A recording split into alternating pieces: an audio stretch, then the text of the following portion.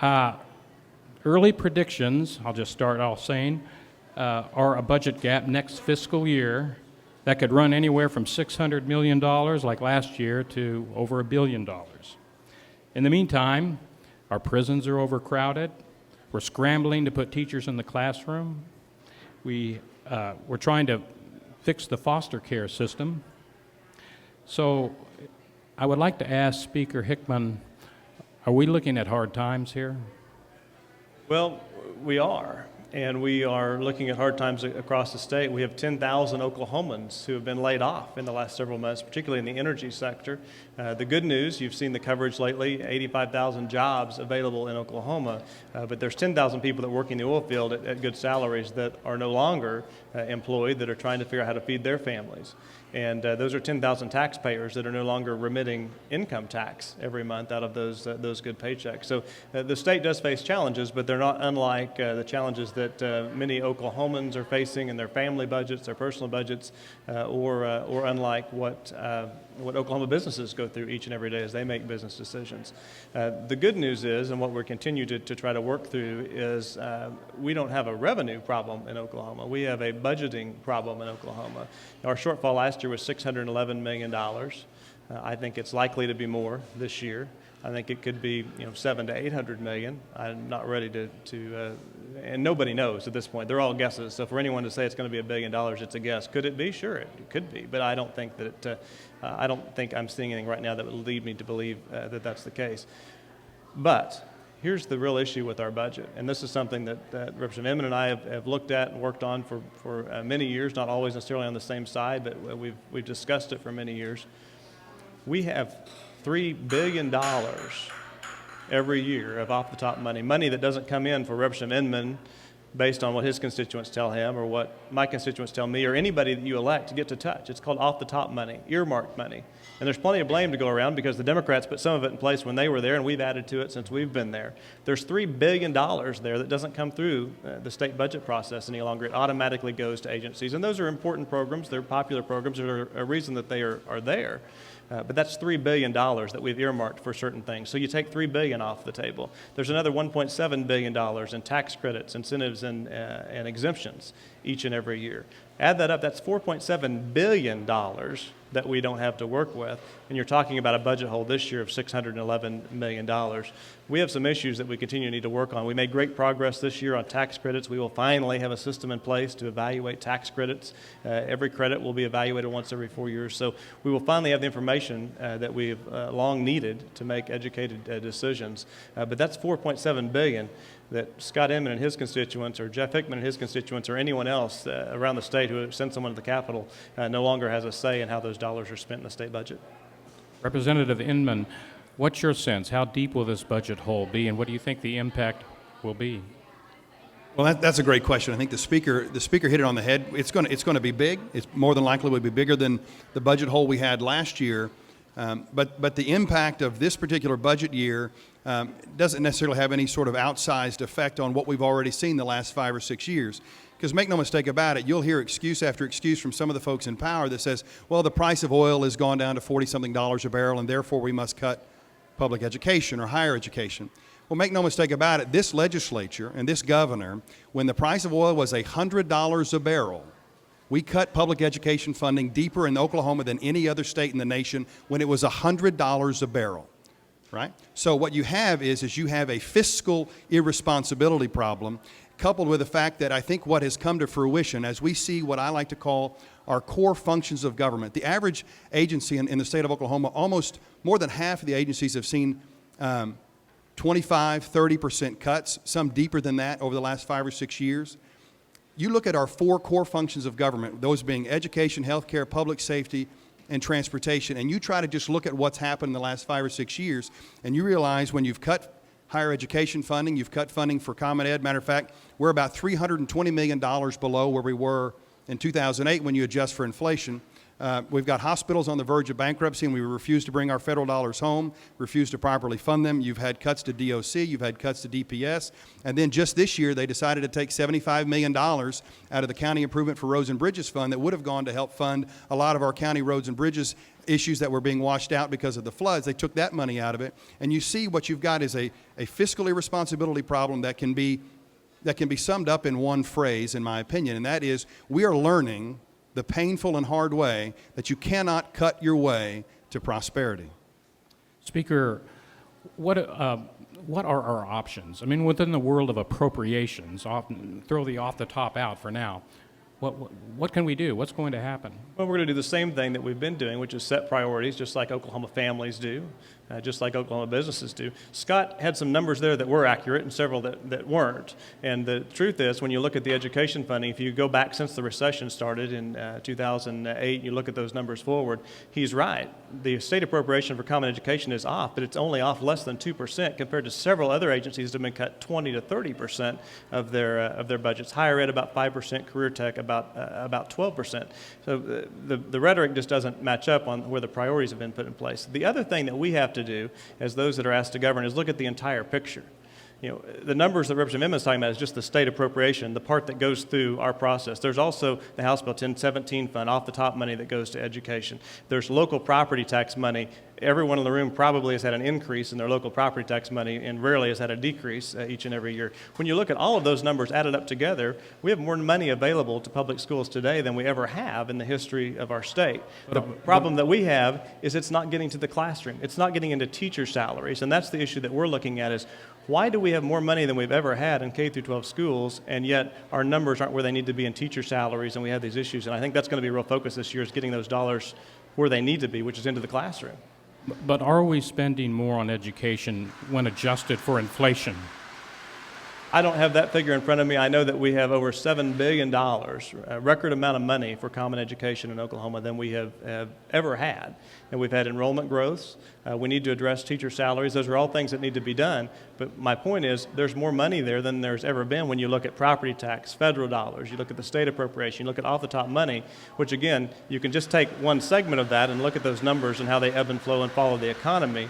We have to look at the entire picture. But what we can do is a journey we started last year on tax credits. It's continue to look at off-the-top money and look at reforms to get control of that $4.7 billion that this state doesn't have to spend in our budget every year because it's either earmarked directly to state agencies or it's being given away in credits and incentives and exemptions, some of which are beneficial to the state, others of which may be costing us more than the benefit returned to the state taxpayer. Well, I mean, the facts are these. If you look at, we are $320 million below where we were in 2008 when adjusted for inflation. That's a fact. And you take that, consider, and if you want to argue the fact that we may have, when you include all the extra dollars in, that we have more money today than we had before, I could give you, if I gave you $5 in 1980 and I gave you $6 today to go down to the store and buy whatever you want to buy with it, I could argue that I've given you more money today than I've ever given you in the history of our relationship, right? But the buying power of that $6 today is significantly less than the $5 was in 1980. And so what you see is $320 million worth of cuts, in essence, when you adjust for inflation. And you couple that with the fact that we have 50,000 more students in our public education system today than we had when we started in 2008. And you get to understand this. Republicans are good at saying this. My colleagues in the House are good at saying this. We need to run government like a business. You know what? In theory, I'm with them. I absolutely believe that. We need to streamline, be smart about it, and run government like a business. But I'll ask you this. You name any of you in this room who may be business owners, I want you to ask yourself this question.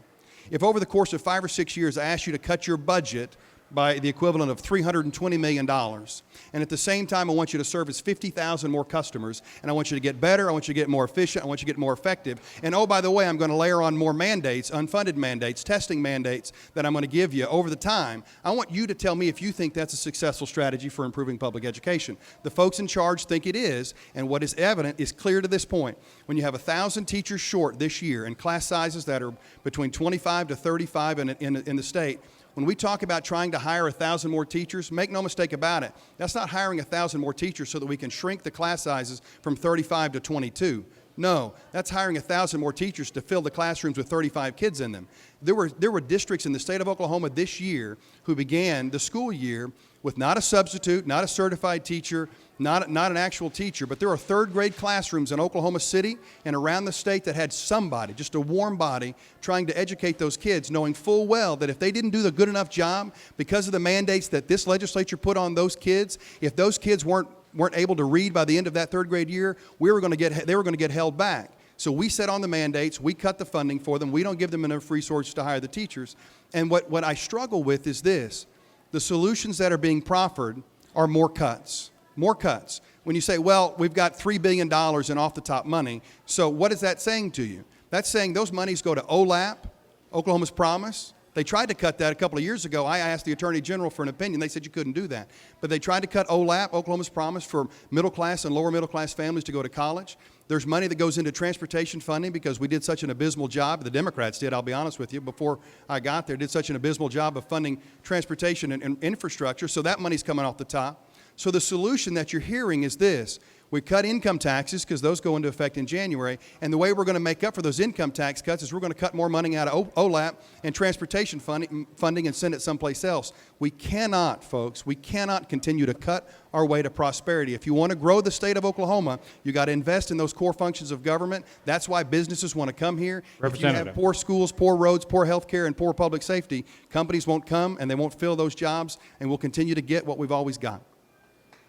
The simple explanation of $5 and $6 would be nice if we were talking about $5 and $6, but we're talking about billions of dollars.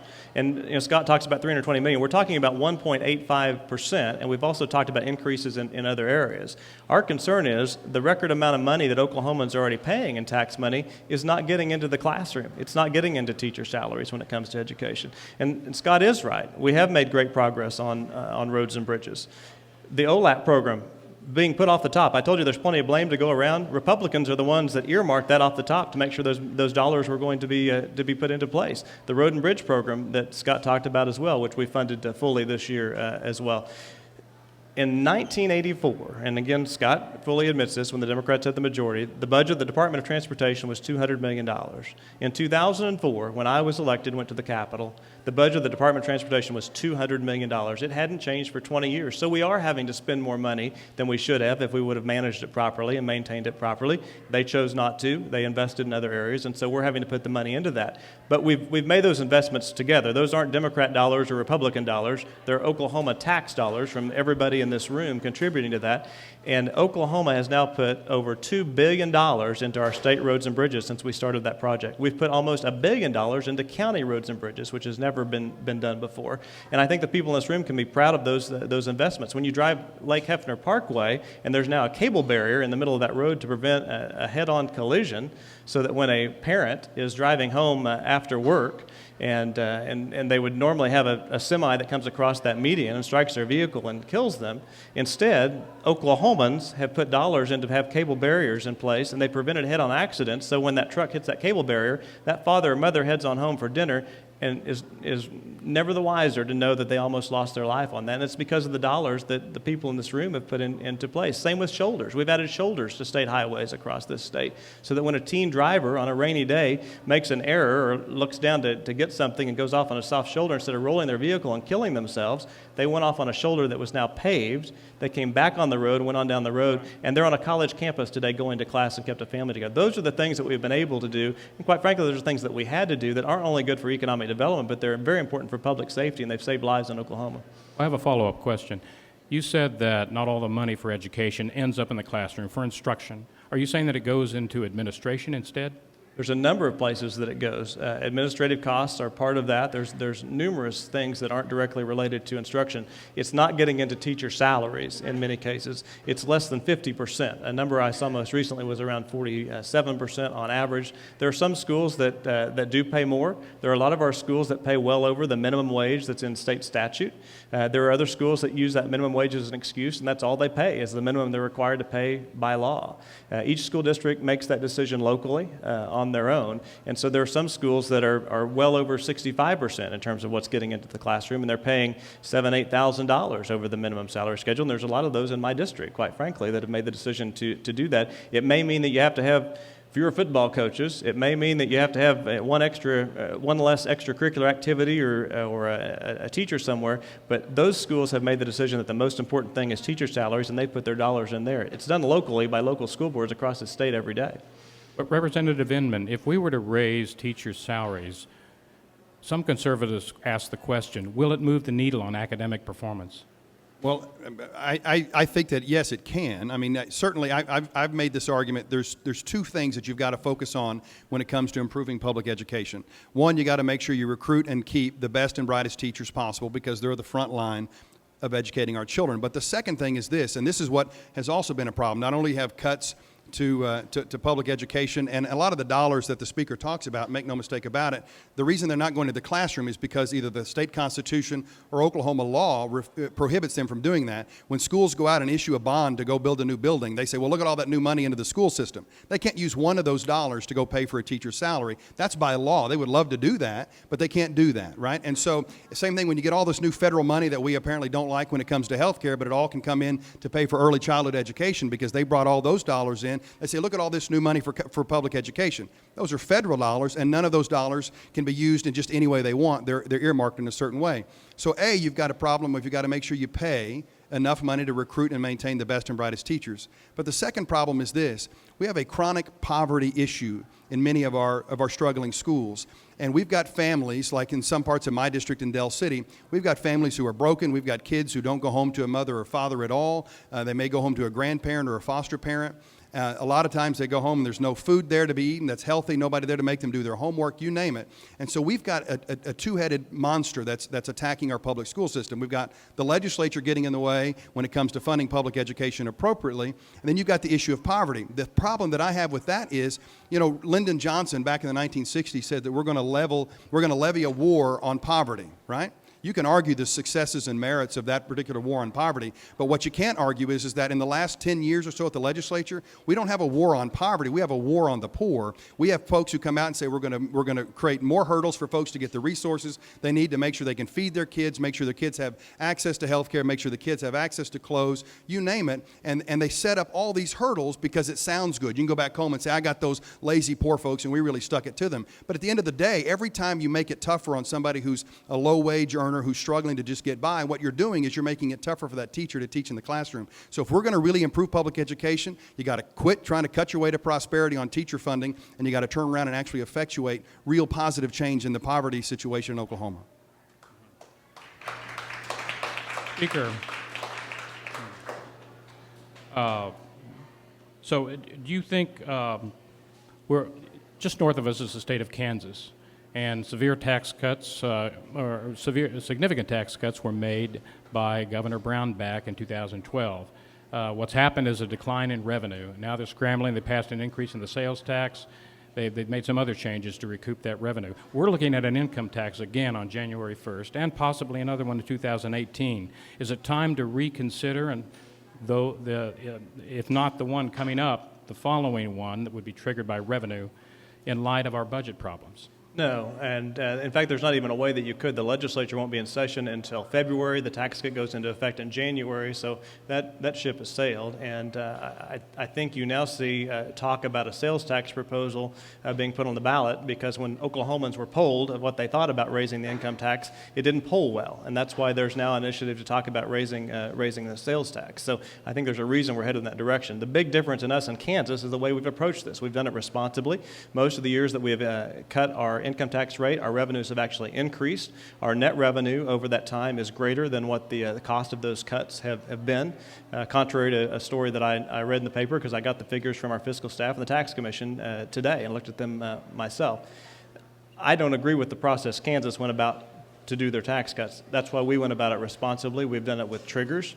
The next tax cut won't take effect in the next year because of the revenue trigger that's in place. It will only take place when there is revenue to pay for it.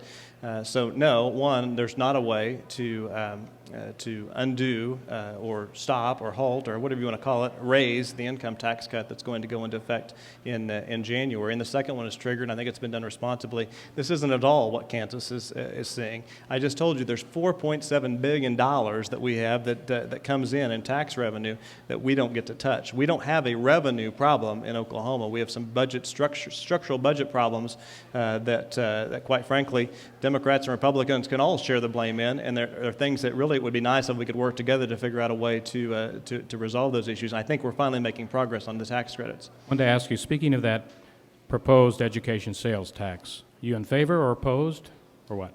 I think there is a process in place, and I don't have an opinion in favor or opposed. There's a process in place for the people of this state to sign a petition to put something on the ballot if they choose to. There's a process where Oklahomans could vote to raise their sales tax if they choose to, and that process is available. They just need to do it in an informed fashion. And again, as I mentioned, we have record revenue. We need to talk about where it's getting to, and where it's not getting to, and it's not getting into the classroom in our schools. That needs to be part of that conversation. We need to be talking about tax credits, incentives, and exemptions. If you're interested in more money for whatever it is, whether it's Medicaid or education or roads and bridges, you ought to be really engaged and interested, and very few people are, in a very complicated issue of tax credits, incentives, and exemptions. Off the top money, all of those things impact that issue, and I think Oklahomans need to be informed about that. The other thing they have to be very careful about, and I haven't seen the language, I understand it'll be filed tomorrow, is to make sure that it's not similar to language that 80% of Oklahomans rejected in State Question 744, which would have required deep cuts in other areas in order to put more money into education, to train wreck the mental health system, the Department of Corrections, roads and bridges, Medicaid, everything else at any cost to put more money into education. 80% of the people in this state already said no to that plan. So my hope is that this plan doesn't include anything like that at all. I just think Oklahomans need to make an informed decision. They have the opportunity to do that. We have a high sales tax rate already in this state. Woodward in my district is already at 10%. This would put them probably not only the highest in the state, but the highest in the country in terms of sales tax. So all of those things have to factor in. And I just think Oklahomans need to make an informed decision, but I'm not taking a position at this time in favor or against. I think Oklahoma citizens should decide that. Representative Inman, The on it. the sad reality is this. We knew we had a $611 million budget hole last year, and my caucus introduced legislation to just stop the income tax cut from taking effect on January 1. We just said, let's just stop. We know it's going to be bad. The oil and gas industry was teetering. We said, let's just stop. Let's be thoughtful, considerate. We're not removing it, repealing it, eliminating it altogether. Let's just stop it, and let's come back to the issue in a few years if and when the economy turns around. We gave the majority the opportunity to do that.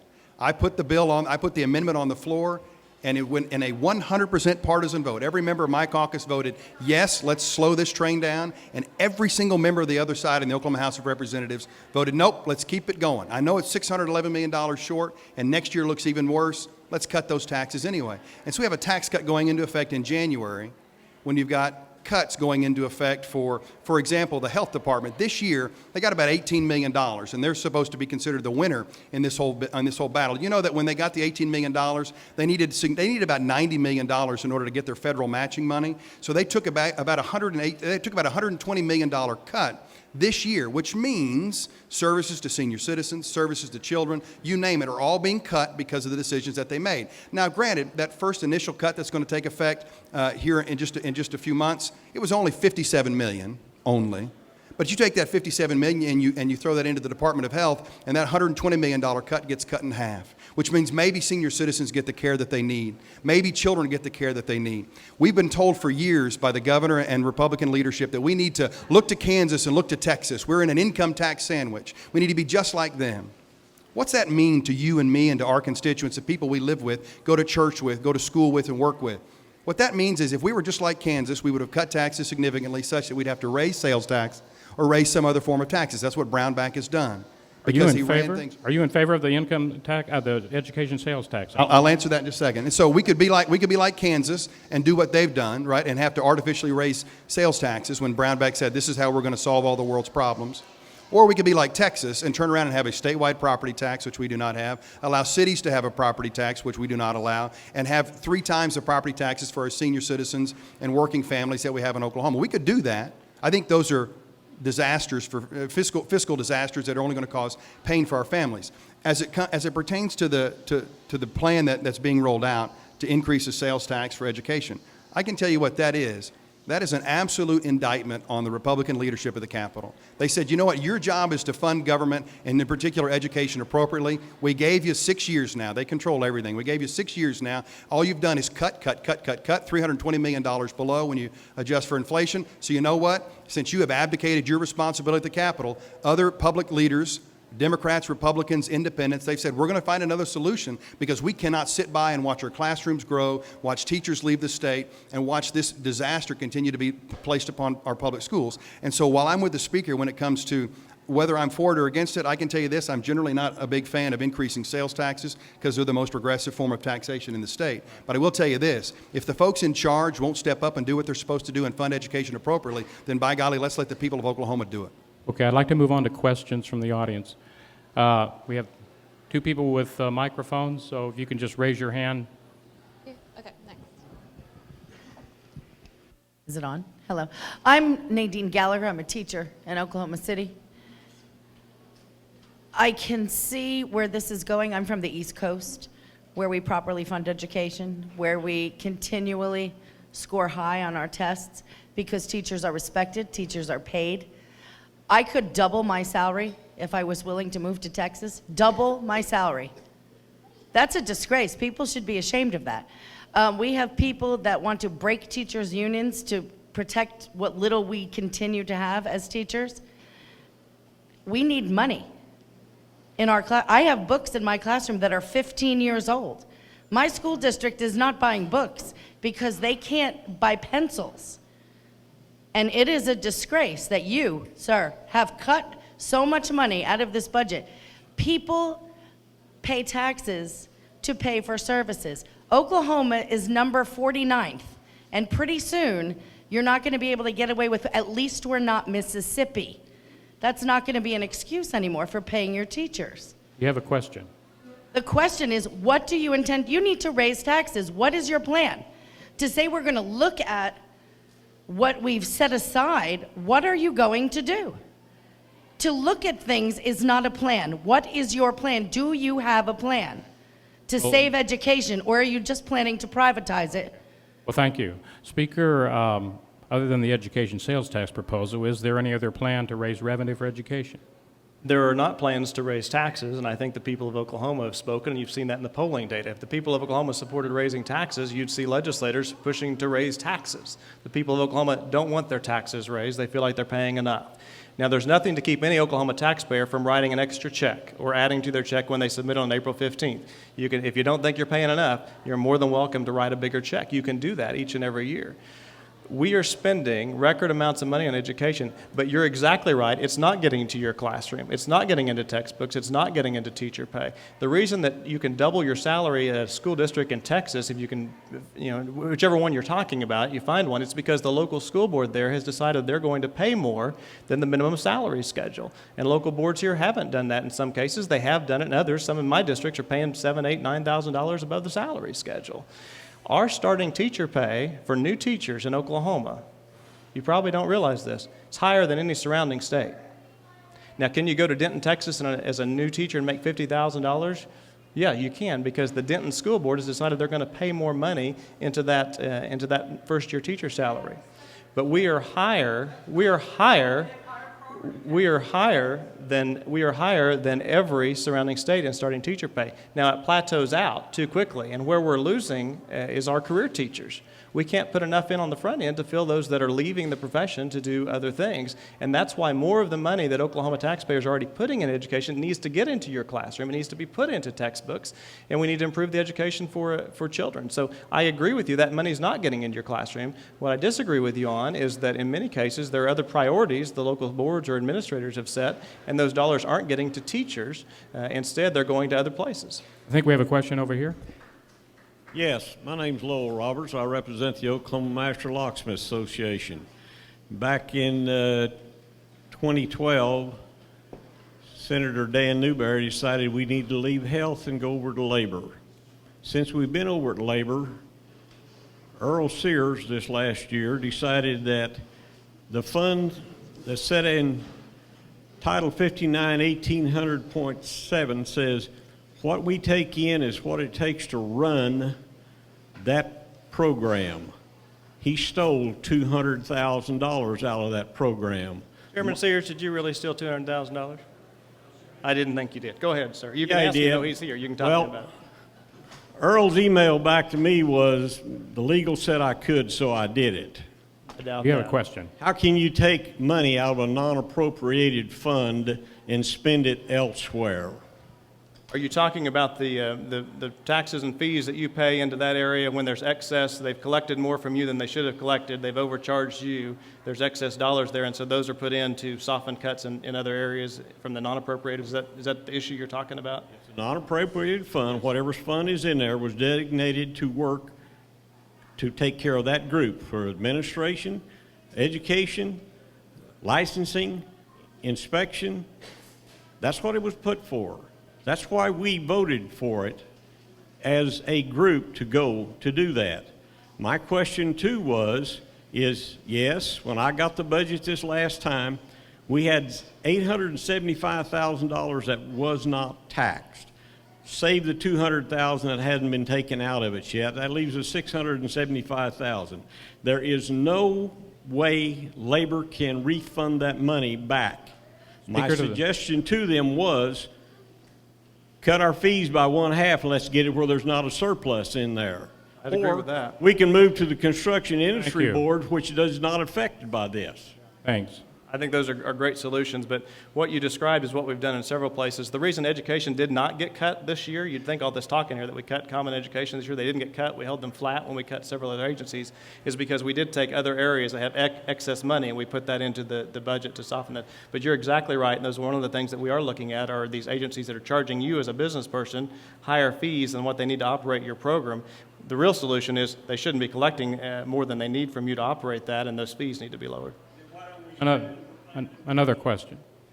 Yes, for both speakers. So if you were king and you had two wishes, what would you do to actually fix the budget problem for both sides? Representative Inman. Sure. The first thing you do, the speaker's right on this issue. When you're giving away billions of dollars in tax credits and exemptions, you've got to get a handle on that. I mean, we've got a situation now where in Oklahoma, what you've seen happen, and we proposed this as a caucus a few years ago in the House, but what you've seen happen is as we cut funding for education, healthcare, and public safety, corporations in Oklahoma who get tax credits from the state of Oklahoma, they didn't get any cut whatsoever. They got theirs, right? Some of those industries got theirs, and I'm not trying to demagogue or be upset with the business community, but here's what I believe, that if a business is taking millions of dollars, or if an industry is taking millions of dollars out of the Oklahoma coffers for tax credits, at the same time we're cutting public education, or cutting health care by 5%, what we said was, you know what, we need to make the pain felt across the board. And so if we're going to cut common education 5%, then those tax credits and exemptions need to be cut by 5% across the board. And if you do that, that's fair. So we've got to get a handle on that. And then the second thing is this is a simple adage. Any farmer and rancher in Oklahoma can tell you, anybody that's ever fell in a dadgum hole can tell you this. When you're in a hole and you want to get out, you got to stop digging. And what we're doing now is we are in what I believe to be a perpetual march towards zero when it comes to the income tax. And what I mean by that is this. You have very thoughtful folks, and the Speaker and I clearly have a difference of opinion on this, but there aren't people better than Speaker Hickman, especially on the Republican side. He is an intelligent person,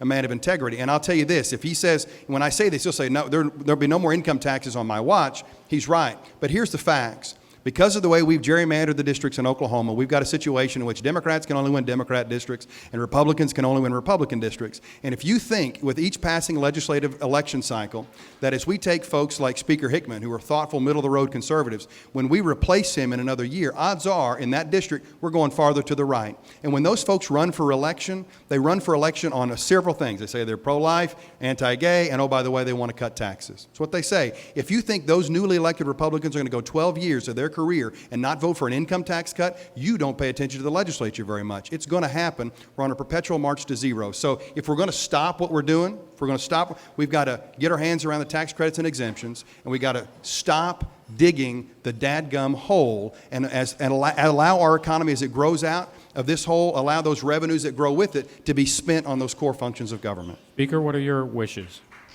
I think it's a great question, and the truth is, if I were king for a day, the first thing I'd do is Scott and I would have hair like David's. That's true. Because usually when we have these bright lights, they bring in a lot of powder and other stuff for us. So that'd be the first thing we'd do. No, I agree with Scott. I think the issue of tax credits, exemptions, and incentives is something that has gotten away from us. There are people like our state auditor who's here tonight, who's been on this journey with us. There's people like the late Representative David Dank, who fought valiantly on this issue for many, many years. We're finally, and it is so hard when every credit out there has a team of lobbyists and constituents that it affects. It's so hard to turn those and to really get good information, quite frankly, just to get the information to know whether the return on investment is greater for Oklahoma than the cost. I think getting a handle on the $1.7 billion that we give away every year in incentives, exemptions, and tax credits would be crucial. The other obvious thing, and again, having control of the off the top money so that you can make adjustments as you need to in those years would be good. But the obvious key in Oklahoma to our economy is the oil price. When you look at our tax rate, our revenues don't go up and down based on the rate. They go up and down based on the economy in Oklahoma. Quite frankly, they go up and down based on the price of oil. Let's just be real honest.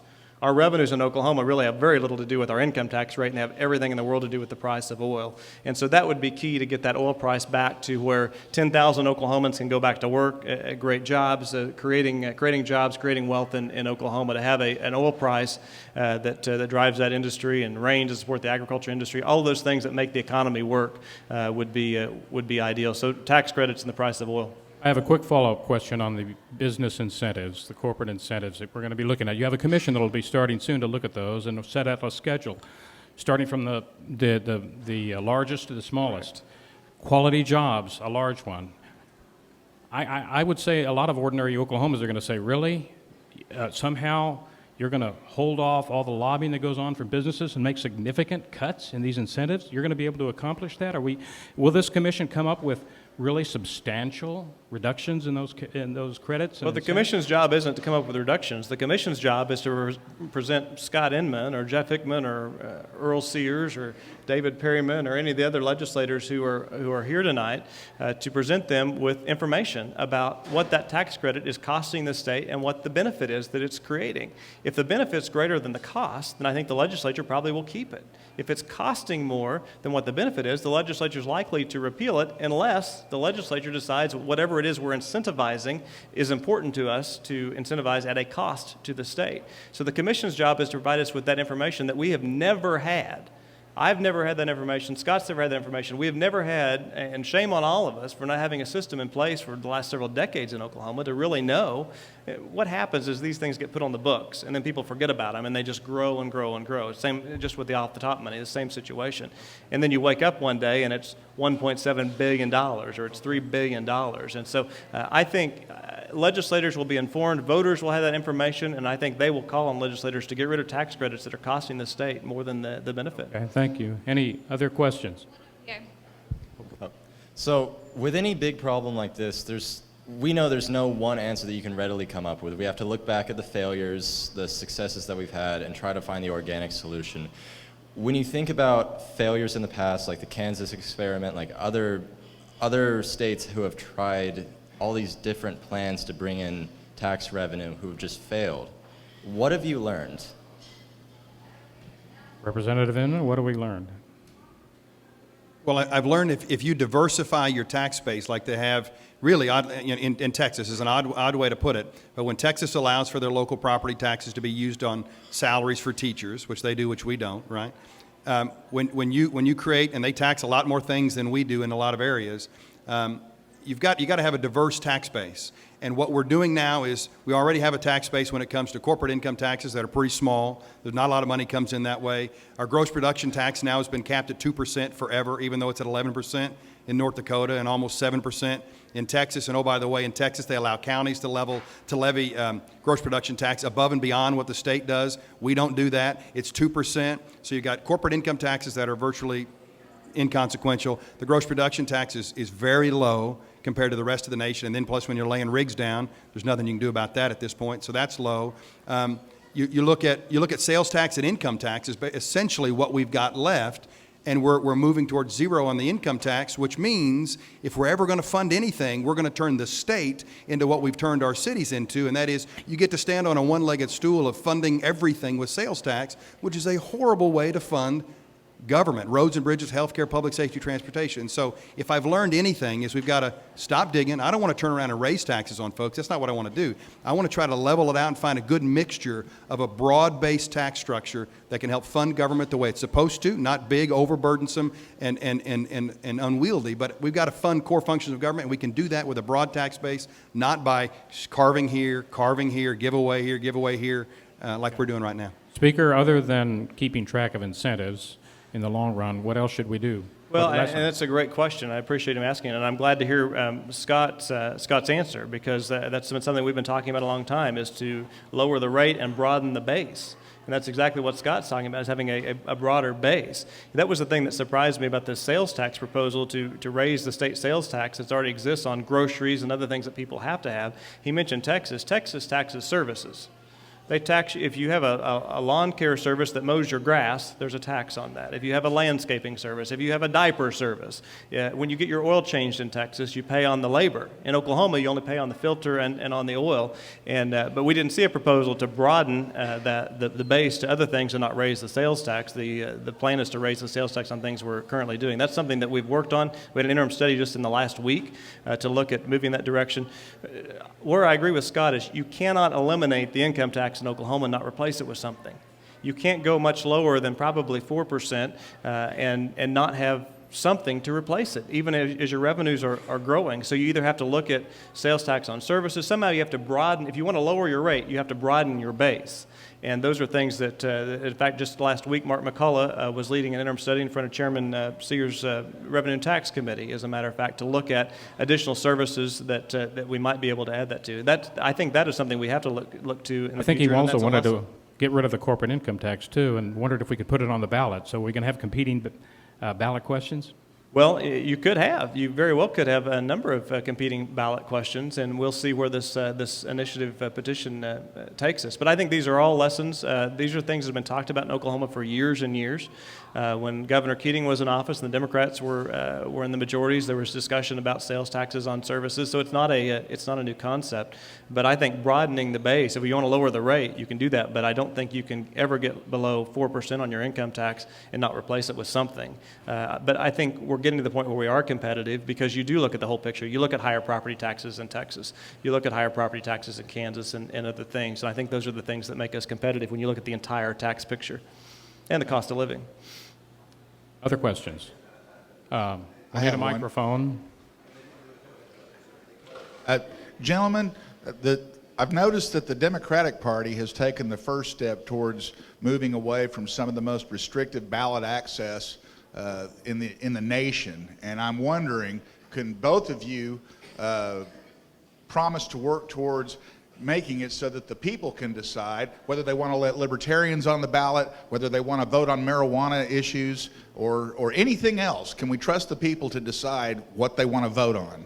Great question, and I'm glad that you asked that, because I was the author of the bill last year that the governor signed to decrease the number of signatures required to get a third party on the ballot in Oklahoma, because our ballot access laws, I believe, are too restrictive. We have forced people into the Democrat Party or the Republican Party that aren't Democrats and they aren't Republicans, but they don't have any other place to go in Oklahoma because we've made it almost impossible. That's an issue I've worked on for several years, and I'm very pleased. I think Scott maybe even voted for that bill. As a matter of fact, he helped me get that passed through the House. The governor signed it, and it now requires far fewer signatures. It's not based on the presidential number of voters in the presidential election. It's based on the number of voters in the last gubernatorial election, and we almost cut that number in half, the percentage in half. So a significant change, and I completely agree with you. Our access laws were too restrictive, and we did something about it last year. Yeah. The speaker's right. That was a good first step. When it comes to opening up the primaries to independents, Mark Hammonds, who's the chairman of the Democratic Party in Oklahoma, is here today, and I'm proud of his efforts and a group of us from within the party who made a big effort. We had to go and lobby members of our who had the right to vote on that issue, and we were successful. And starting next year, you'll see an opportunity for independents in Oklahoma, registered independents, to vote in Democratic primaries, because that's a way for us to say, you know what, you matter too. We want to open up, and it forces forces our candidates, the ones that I go and recruit as minority leader, it forces my candidates to go out and talk to not just Democrats, but also independents. And what that does is that gets you a better candidate. And it goes to the point that I think for those of you in the room who are frustrated with tax cuts or frustrated with what's going on at 23rd and Lincoln for whatever reason, whether you're happy with me, mad at me, happy with the speaker, mad at the speaker, whatever, the way you change the game is best summed up in one of the Supreme Court decisions that just came out this past year from the United States Supreme Court. And the best line of the whole case it was a case dealing with Arizona's redistricting process. The best line of the whole entire case said, we have got to go to a system that allows for the people to choose their politicians, not their politicians to choose the people, right? And we've got a system now where that's what's happening. And so when Democrats had control, they would rejigger the lines and create them in a way that only Democrats could win or the best they could. They didn't figure it out well in 2000, and we lost the majority. You see, but then Republicans have done the exact same thing. And so what you've done is you've created districts. You've created districts where the only people that the candidates feel like they must listen to are the people on the fringes, on both sides of the issue, on Democrat, left side and the right side. So what does that get you? That means when you get to the Capitol and the speaker's trying to herd his 71 cats, excuse me, I already took one away, I didn't take two, sorry. So 71 cats, right? He's trying to herd his 71 cats. Well, when he's trying to go in there and try to make a legitimate argument for why they should vote for or against something, there's a base of his caucus that's going, I don't care what the speaker says, I'm worried about getting primaried next April. That's all they care about.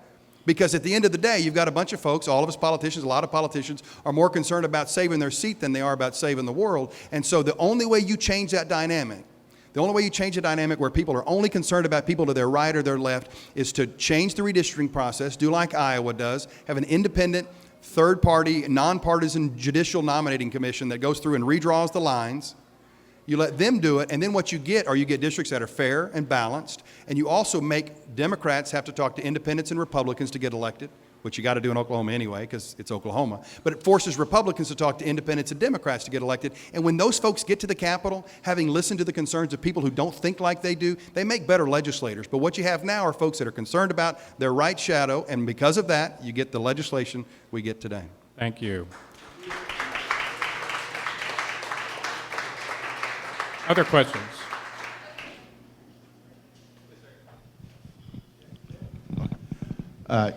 Yes, we talked about tax credits, and you mentioned the fact that I have been concerned about the tax credits. However, we were cut out of the process completely. But I'd like to say this, isn't it time that we do a complete moratorium on tax credits, eliminate the credits, and go to a rebate program? And a rebate program means that they have to be applied for, they have to be voted on, they have to be open. Right now, the way it is, we have people that are getting tens of millions of dollars in tax credits and nobody even knows what they're doing to get them and who they are that are getting them. I think there's some value in all of that, Gary, and we've talked about that before. As part of this budget solution, everything is on the table. That's what we've said from the beginning. I know Chairman Sears has been delivering that message to the agency directors he's been meeting with. Our subcommittees have been discussing that. And if everything's on the table, that includes a moratorium on tax credits, which is something we've done before. We've done that in the past. We've put a moratorium in place on credits in those years. And so I think that's on the table. And your idea about rebates, I think, is a great idea. And that's why some of the new tax credit programs that I've supported are rebate programs, because you're exactly right. It forces people to spend the money up front. The only way you get the rebate is to actually do what you said you were going to do.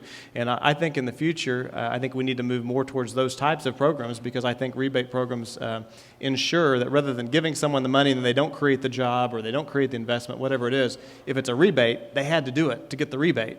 And I think that would be a far better. All of our tax credit programs that are rebates, I believe, are far more sound. I think those are things we absolutely should look at. I completely agree with you. Yeah, you're not going to see a huge difference between the speaker and me on that issue. The one concern that I have is, and I've said this before to you, Mr. Auditor, and other folks, that generally speaking, when it comes to the issue of tax credits, I'm a Tom Coburn acolyte, right? As the minority leader in the House, I'm a Tom Coburn acolyte, because Senator Coburn has said for years that we should stop picking winners and losers as a state or as a government and let the open market, let capitalism work its way out. And if you're a good business and you're good to your customers, you'll survive, and you don't need to go to the state and ask for $1 million to help you get there. That's where I am. However, I understand, as does Senator Coburn and I think you and others in the room, that in a vacuum, if we were able to get us all together and say we're all going to disarm together, right? Every state's going to put down our arms. We're not going to do the tax credit system like that anymore. That is the best scenario. That's never going to happen. And I refuse to sit by and watch Oklahoma unilaterally disarm when it comes to trying to attract businesses. And so my concern with that is, I think it's got some great merit. I think going to a rebate program moving forward is great. What I don't want to do is you go back in, you take some of the credits that I think after the commission that was put together, they determined that it really does do a good job. I don't want to create a situation in which you create uncertainty for some businesses who are here and they go, well, I don't know what's coming next year. I know I've got certainty across the border in New Mexico. I'm gone, right? Or whatever. So that you want to make sure that you create certainty within the business climate, because as you well know, being an auditor, when you crunch those numbers, you don't just plan out, what am I going to do next week? You look at years and years down the road as to whether you're going to be profitable, and you just got to be careful with that. But on the whole, I'm with you. The other thing that we need to work on in our budget process, and I think I saw Representative John Michael Montgomery here from Lawton. He's not singing tonight. It's a different John Michael Montgomery. But one of the issues that he's been a real leader on at the Capitol this last year as a new member is to try to figure out a way to smooth our revenues so that when we do go through those years when oil's $110 a barrel and revenues are up and then it drops to $40 a barrel, that we have a way to smooth that out so you don't see these big swings, because we know our economy is dependent on that. When you have those big swings, that's what happens. That's another aspect of the budgeting process we need to look at, is how do you put extra dollars aside in those years when oil's $110, so then when it drops to 40, you have that and you don't see these big swings. Well, another question over there? Representative Inman, you were talking earlier about the hole that we're digging and getting deeper and deeper in. And it appears to me that the state has a significant hole in the contracts that we have with private prisons. And I'm curious what the legislature is going to be doing in this next session to look at those contracts and try to get the state out of the hole that we have with these private prison contracts. Yeah, that's a great point. Matter of fact, I just left Elk City before I came out here, and I was over there visiting with a group of business leaders and community leaders, and they were talking about the fact that the private prison in Sayre, for the second time in about 7 years, is closing down. Now, the Californians decided to pick up their folks and head off, take them all back to California. And what that's done, that contract that we had, that we were spending the money there instead of spending it in our own prisons, that's done a couple of things. Instead of investing in our own facilities and making sure that our state guards and have the resources they need, you're giving them to an out-of-state for-profit industry who can up and leave. And so what they've done is they've taken our tax dollars, and the folks that had those jobs, they're going away now. So now you have Beckham County and folks out there in that part of the state, where I was at the high school today at Elk City, and you've got a teacher who's leaving. She works there, but her husband worked at the prison in Sayre. He's lost his job. Now they're gone. They've got to pick up and leave in the middle of because of just some of the responsibilities that were offset to private prisons. I've never been a big fan of private prisons. I think that as someone who wants to overhaul our criminal justice system, get smarter on crime instead of tougher on crime, anytime you incentivize somebody to say, we need to ratchet up the penalties so that my customers keep coming in the door so we can keep spending more dollars, is a ridiculous plan. It's a plan doomed to fail. That's what we've done. The Speaker, to his credit, working with Pam Peterson and House Democrats, because they didn't have 51 votes in the Republican caucus to pass some of these reforms, in a bipartisan way, we've worked to try to get some real significant criminal justice reform done. So hopefully we can reduce our reliance on private prisons like the one in Sayre. Thank you. There's a gentleman here that has a question. Can we get a microphone over here? I've got one question here. Going back to the redistricting question, Representative Lockhart has introduced House Joint Resolution 1008, which calls for the establishment in Oklahoma by constitutional amendment of a process of redistricting similar to that of Arizona, which was recently approved by the U.S. Supreme Court. It's currently assigned to the Rules Committee. It can come up this next year. What would you propose to do to make that real? Well, all state questions go to the Rules Committee. The chairman of that committee would decide to give that a hearing or not give that a hearing if there was merit in doing that. I think those are great questions. The Democrats had majorities here, as Scott mentioned, for 100 years and drew the lines the way they wanted to draw them. The Republicans have only had it this last cycle. The question is, does the chairman hear that bill or not? I don't know the answer to that. It'd be up to the chairman. I don't know if it's a good proposal or not. I haven't read the particulars of it, and I'm not familiar with what Arizona does. So if it's a good idea, regardless of who the author is or what party they're in, if it's a good idea, I think we should move forward with it. If it's not better than the system we had, then obviously we would want to keep the system we have. Bill, if it's ever going to get done, it's much like the state auditor who's got a very intriguing plan to take us down to a unicameral legislature and eliminate the state senate, which the speaker and I are all for, I think. But if we're ever going to get something like that done, where we streamline government and go to one body, or we're ever going to do a redistricting plan, those things, by definition, would generally speaking have to come through the legislature, who by passing those bills, either one of those, would be ceding their power away. And in any time in our government, any time in the world, have you known anybody, when have you ever known anybody to go, yeah, I will just gladly give up my power? That doesn't happen. And so if either one of those proposals are going to make it or become law, it's going to take an initiative petition process like they're doing with the sales tax deal. It has to be done that way. It will not get done any other way. Question from this side. Speaker Hickman, hello, my name is Tim Higgins. I'm a proud Republican. I'm also a fourth grade elementary school public school teacher, which makes it hard to be a proud Republican. Unfortunately, the Oklahoma GOP has a current reputation to be an anti-education, which I know you are not. So to your point that we're an energy state, and you talked about if oil gets back up to $110 a barrel, how could we capture that revenue to build in a bit of a windfall for when times are lean? Would you be in favor of supporting a change in our law for when the well goes in, if oil's at $110 a barrel, it'll be taxed at 3%, 124%, all the way up to, if it hits $150 a barrel, the record all time, it would be taxed at the regular 7%. Price index. Yeah, that's one of the things that we looked at as we were reforming gross production in the last, was it last year, I think, Mr. Chairman, that we did the gross production reforms. And obviously the support was there to do what we did, which is a 2% for the first 2 years, and then it goes up to 7%. That's the system that we currently have now. I think Scott mentioned it's 2%. It's 2% for the first 2 years, then it goes up to 7%. So I've always been in favor of price indexes, but we've never had the ability to have an agreement on that plan. We had agreement on the plan that we reached last year, which was to shrink from 3 years to 2 years, that 2% rate. So we're going to get, now year 3 will be at 7% instead of 2%, and every year thereafter. But you make a great point, and you know, I've been in the legislature. This is now going to be my 12th year, and it is frustrating. There's a man standing right behind you that's the chairman of the Budget Committee in the House of Representatives. He spent 32 years in public education. He was retired as a middle school principal, probably one of the best middle schools in the state of Oklahoma. And he's a Republican, and he's the chairman of our Budget Committee.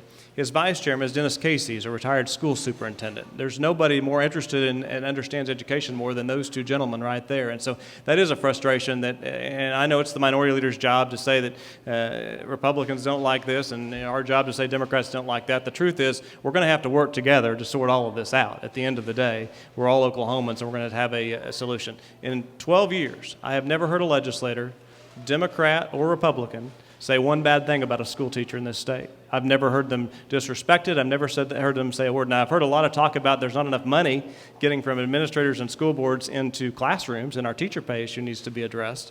But I've never heard anybody say anything negative about a school teacher. It's going to take all of us together, and I appreciate you asking that question. It's going to take a civil conversation. We're going to have to agree on where we are first. We're going to have to agree to what the numbers are first, and then figure out how we get to where we want to be, because we're not where we want to be currently.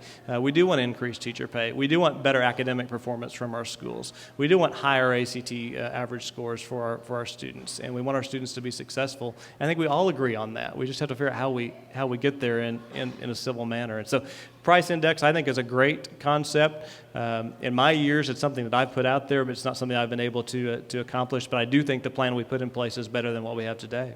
Here's the, go ahead if you got a follow-up. And then the other part of it is that's a future, when the future's better, but immediately in the next session, I've run numbers. If you change the way the legislator pay construct is, and you peg it to the same per day rate for the minimum salary for teachers, you'll end up capturing $2.7 million in revenue. So it'll drop us from 16th highest in the country for legislator pay, but you'll stand with teachers. And teachers will have a hard time criticizing you if you say, I'm paid exactly the same as you, according to Oklahoma statutes, by your per day rate. Yep. What would be your thought on that?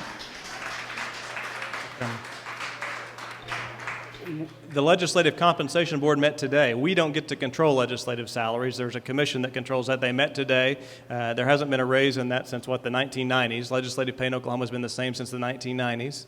When the Democrats had the majority, now the Republicans have the majority. They shouldn't have raised the pay. I'm glad there is at least one board in Oklahoma looking forward to the budget situation we're in and not going to put that on our backs of how we pay that. Quite frankly, you get what you pay for in all areas, whether it's legislators or whether it's teachers, and we need to be paying more in our classroom. And so I don't see how what one has to do with the other, or why pitting one against the other makes any sense at all. We've got to get more money in the classroom. We're spending over $7 billion each year on schools in Oklahoma, and not enough of it's into teacher pay, and not enough of it's into the classroom. And I think that's one of the things. And in fact, I think Chairman Sears is already working on legislation to ensure that percentage goes up. I'm working on it as well to basically get more of those dollars we're already spending into teacher paychecks where it needs to be, so that we are more competitive. And I think it's something we absolutely need to do. To your point, President Bill Clinton famously said, "I feel your pain," right? Okay, he said that. He was famous for that. SNL skits all over the place. To your point, right now, Some other things he too, did, Scott. but we're not getting into that. Those are tangential to this issue. So, but to your point, part of the reason we are where we are is because legislators get to come up here 4 months out of the year, dictate mandates, tell you we're going to cut taxes, not increase your salaries, go do more with less, and then they never feel the pain. And so to your plan there, I think if you wanted to see a way to find a way to increase the minimum salaries for teachers in Oklahoma, make us receive the same salary and tie the two, I think you would see a significant change. So yeah, I like that idea.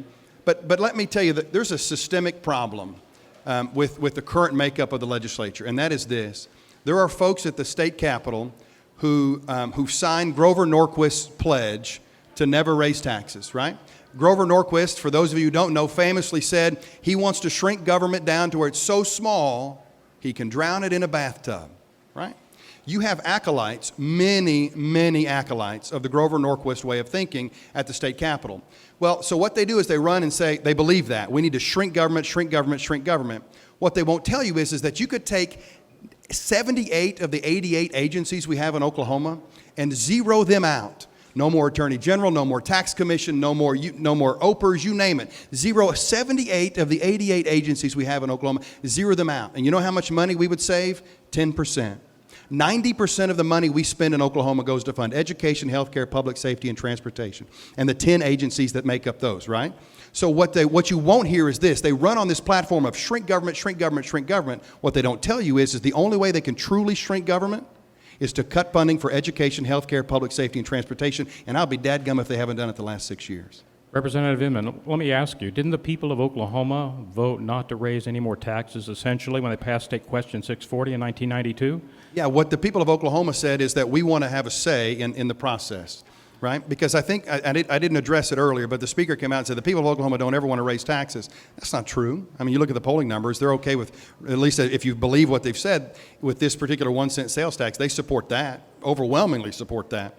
And if you want some more evidence, I gave this talk at the State Chamber of Commerce a couple of years ago, and I said, hey guys, the folks that we work with at 23rd and Lincoln aren't paying attention to the most successful form of government that we have close to the Capitol. And that's the folks that work at City Hall here in Oklahoma City. We had David Greenwell here a second ago, who sits on the City Council.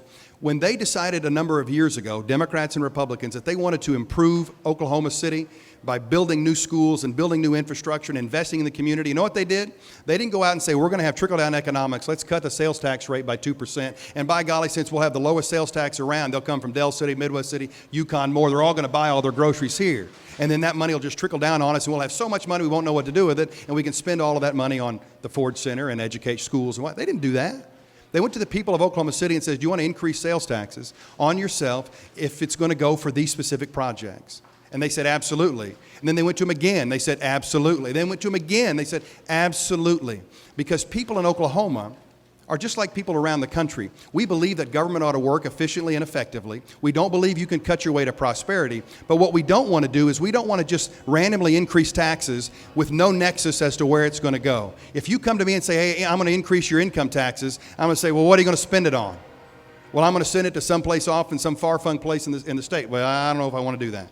right? But if you come to the people of Oklahoma and can, with honesty and integrity in your eyes, say, we're going to increase taxes for here, here, and here, and that money's going to go to fund for education, teacher pay raises, or that money's going to go to pay for new roads and bridges, the people of Oklahoma will support it. They have in the past, they will again, and we've got to get out of the mentality of, well, they just want us to keep cutting because somehow that's what they want. That is absolutely not the case. Speaker, I would like to follow with one question, and then we'll have one more question from the audience.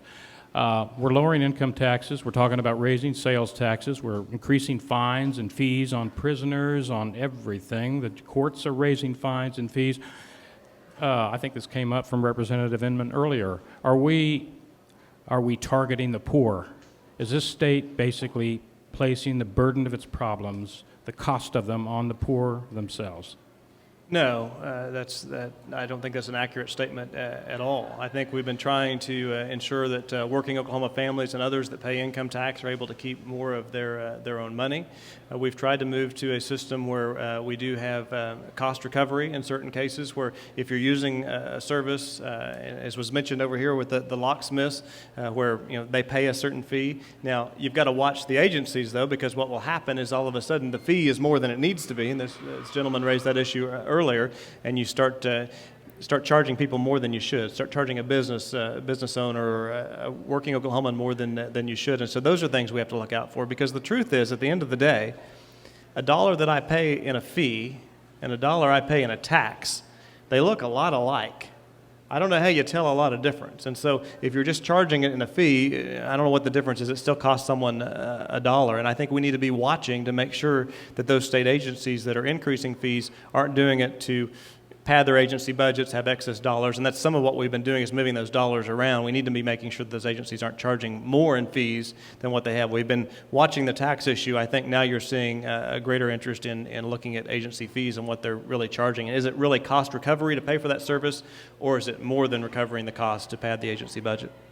One more question from the audience. If I could answer that. I've been arguing for 5 years now that what we're doing is we are pushing the responsibility of government from 23rd and Lincoln, where it oftentimes actually should reside, down to the local level, and increasing taxes on a lot of folks that otherwise couldn't afford it. That income tax cut that's going to go into effect when fully implemented is going to save the average Oklahoma family about $30. But if you increase the sales tax, right, if you just increase the sales tax by 1 cent to offset that, because we're not funding education appropriately, a family that spends $100 a week on groceries, 52 weeks a year, a 1 cent sales tax, that's $52 a year more they're spending in sales tax to pay for groceries than they would, than that $30 they got back in their income tax. It's a loss. So here's what I've argued for years. By cutting taxes, you're going to force it down to a lower level. And I had said on there with Senator Clark Jolly, said, no, we're never going to raise taxes. We're never going to raise taxes. And I said, you're right, Senator. You're not going to raise them at 23rd and Lincoln. You're going to force the people back home to raise them on themselves in order to get the government that they want. And as an exhibit of that, because we cut the Department of Corrections funding, this is just one example. We cut the Department of Corrections funding over the last couple of years. Director Patton, when he became the director, said we've got to do something about all these prisoners we have in the county jails. We can't afford to pay the per diem rate to the local counties, and so they sucked all the prisoners out of the county jails. As soon as they did that, counties like Mays County, where Representative Ben Shear represents up in northeastern Oklahoma, counties like Mays County could not afford the hundreds of thousands of dollars worth of a budget hit that created into their budget. Okay? So what did they do? Last year, they went out to a vote of the people, and they increased the sales tax in Mays County by maybe 1/8%. Maybe, right? 1/8, maybe. But at the end of the day, milk is more expensive in Mays County for mothers and grandmothers and people just trying to get by than it was a year ago. And it's that way because we didn't fund the Department of Corrections appropriately. And not only that case, but you look at LaFleur County, where we refused to bring our federal dollars home to maintain our hospitals and access to health care in Oklahoma. LaFleur County had to go out for a sales tax increase just to keep that hospital open. So milk is more expensive in LaFleur County today than it was a year ago because we didn't do our job when it came to taking care of health care in Oklahoma. What we're doing is we're passing the cost of running this state away from folks who make a decent salary and can afford to pay it down to the very poorest in our state, and that is a horrendous way to fund government. You cannot cut your way to prosperity. Final question. The example the gentleman gave about the fact they collect fees in order to run their agencies. If you don't collect enough fees and you don't have any type of other source of funds, then you run out of money. And obviously you can't perform that. So if you're in business, then you have to have a buffer. Those buffers in government are called revolving funds. And so you have agencies like ours where they come back and say, and we don't even know about it until the very last day, that they say, we cut your appropriations by 7.25%. However, we're taking $500,000 out of your revolving account and giving it back to you. They didn't take it out. They didn't give it back. What they did is they cut our appropriations a total of 18.5%. Corporation Commission, they said 5%, and they took $6 million out of their appropriations, so they cut them by 45%. How can a business or an agency, if we're trying to run our agencies like a business, here we are, we work real hard to make sure that we have a little bit of reserve to get ready for the shortfall. And then we start hearing these things about, we're going to take this money away from you and we're going to lie about it. Be honest about it. I mean, we didn't take the money away. They cut our appropriations 18.5%. However, they said it was 7.25. How can an agency run their agency when they're trying to run as efficiently as possible, and at the very last minute, we get these games played on us where they say, well, we took this out of your revolving account, but you didn't. Okay. And so if you cut our appropriations, we have to be honest about the situation. Our budget that was done this year and the bill that came through this year, from an accounting standpoint, is a joke. It doesn't balance. You can't appropriate money you don't have. And so what we're doing is we're lying to agencies, we're lying to the public. So why are we not being honest and saying this is what it is, sitting down with the agency and here's what we're proposing? Then we could tell you that, guess what? We only had $122,000 in December in that revolving account. So subsequently, we're taking an $822,000 cut trying to do our job. We're willing to take our cut. We're willing to do the sacrifice, but we got to be honest about it. You can't play these games. Thank you. Any response to that? It's just inaccurate. Gary was the chairman of the state Republican Party. He understands, I thought, what business-like approach was, and I thought he understood that we want business people like this gentleman over here to keep as much of their money as possible and not give it to bureaucrats at state agencies. And so I'm a little bit dumbfounded at the complaint about us trying to reduce excess fees. We're not talking about hundreds of thousands of dollars, Gary. We're talking about tens of millions of dollars that agencies have put away and not spent. The taxpayers didn't give that money to our agencies to have put aside and just sit there in an account till they figure out something to spend it on. They gave it to them to perform a service for the state in that year. And so we have agencies that are putting millions of dollars aside, not spending it on the things that they should be spending it on. If you're not going to spend the money and you don't need it, quit taking it out of the pockets of hardworking Oklahomans and don't charge them so much. That's what our response has been to these agencies that clearly have huge surpluses, or use them in your current budget year. You were informed. I can't speak for the Senate and the governor's office, but I know my budget chairman is standing over here. I know how many times he's met with you. I know how many times he's listened to this story you just told. We've listened and listened and listened, and we've worked with you. So I understand your frustration with the Senate, but we've done our job on our side to communicate that to not only you, but to the other agencies of what we were going to do. Well, this is probably a matter that we could continue a little after the session, but I want to thank our guests for appearing. Please give them a hand.